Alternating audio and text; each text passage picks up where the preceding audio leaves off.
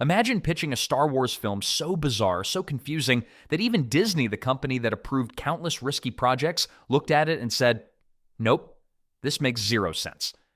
A movie about a character who literally died on screen, suddenly returning with no clear explanation right after audiences watched his sacrifice. And the craziest part? The creators behind it are still angry it got rejected. If you want the real story behind Disney's biggest behind-the-scenes drama, the projects that almost happened, the decisions that changed the franchise, and the chaos fans never see, hit subscribe right now, because this one explains a lot about the current state of Star Wars. Over the past decade, Disney's handling of Star Wars has been, let's just say, controversial. Some projects were praised, others divided the fan base, and a few left people wondering what the long-term plan even was. But hidden among all the greenlit shows, spin-offs, and films was one proposal that never made it past the executive level, a project that might have been one of the most unusual ideas ever pitched for the franchise. A standalone film centered on Ben Solo after the events of Star Wars, The Rise of Skywalker. Yes, after his death. According to actor Adam Driver, discussions for this project began not long after the sequel trilogy concluded. He reportedly collaborated with director Steven Soderbergh on a concept exploring the aftermath of the character's story, something deeper, more introspective, and focused on legacy. Inside Lucasfilm, the idea apparently generated excitement. Leadership figures believed the character still had strong audience interest. After all, Kylo Ren had been one of the most talked-about figures of the sequel-era complex, conflicted, and performed with intensity by Driver. But enthusiasm inside a studio doesn't guarantee approval at the corporate level. When the pitch reached Disney executives, including CEO Bob Iger, the project hit a wall. The reasoning was surprisingly straightforward. Executives questioned the core premise: how could a story centered on Ben Solo exist without undermining the ending audiences had just witnessed? His sacrifice had been framed as a defining emotional moment, the completion of his redemption arc. Reversing that outcome so quickly risked making the previous film feel meaningless, and that touches on a larger issue blockbuster franchises constantly struggle with: permanence. If every major death can be undone, then nothing truly matters. Stakes disappear. Emotional investment fades. The narrative starts to feel like it's operating without consequences. Ironically, this was a criticism already aimed at the sequel trilogy, particularly regarding the unexpected return of Emperor Palpatine, a twist that many viewers felt weakened the impact of earlier films. So from Disney's perspective, approving another resurrection storyline could have amplified that criticism.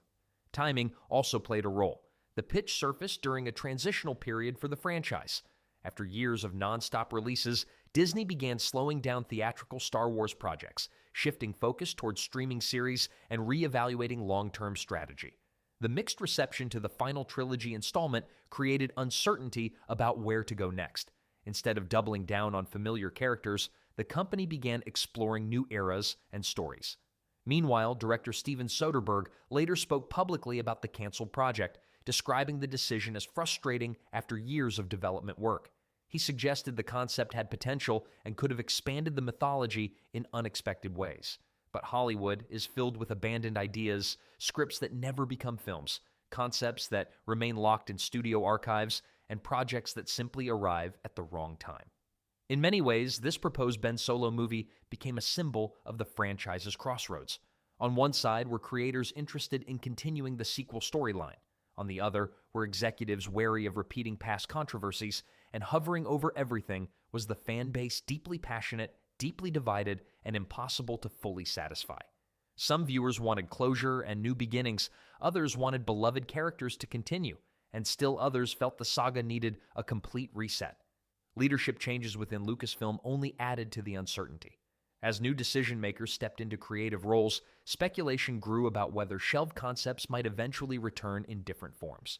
Because in a franchise this massive, nothing truly vanishes forever, especially not in a universe built on legacy, nostalgia, and endless timelines. Ideas don't die. They wait.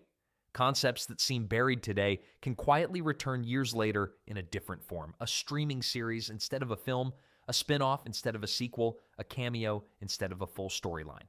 In modern Hollywood, shelving something rarely means abandoning it completely. It usually just means the studio is waiting for the right moment. And with Star Wars, timing is everything. This is a franchise that has reinvented itself multiple times already, from the original trilogy to the prequels, from animation to live-action series, from theatrical dominance to streaming expansion. Each era was shaped not just by creativity, but by corporate decisions about risk, audience demand, and long-term strategy. So while the hunt for Ben Solo may be off the table today, the truth is it represents something bigger than a single canceled movie. It represents a crossroads, a moment where Disney had to decide whether to keep looking backward or start pushing forward into entirely new territory. Because revisiting the same characters over and over again might bring short-term excitement, but it also raises a difficult question: how long can a saga survive on nostalgia alone? For now, this lost project stands as one of Star Wars' most fascinating almost stories, a film that sparked debate without ever entering production, a concept that divided fans before a single trailer existed, and a reminder that even the biggest franchises in the world don't always know their next move. It also reveals something fans don't often see.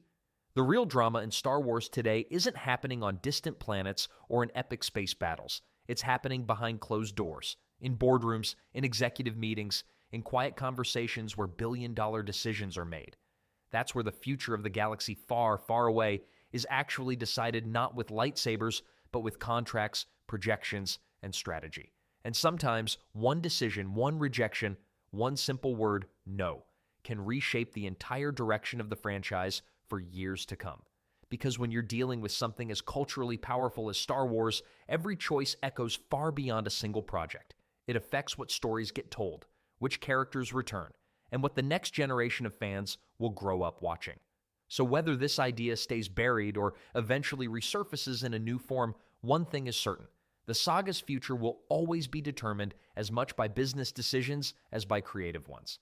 And that reality might be the most dramatic plot twist of all. But now, I want to hear from you. Do you think Disney made the right call canceling this project, or was this a missed opportunity that could have redeemed part of the sequel era? Drop your thoughts in the comments below. I read them all. If you enjoyed this deep dive into behind-the-scenes Hollywood chaos, make sure to like the video, subscribe to the channel, and turn on notifications so you don't miss the next breakdown. Because when it comes to Star Wars, the real story is often the one happening off-screen.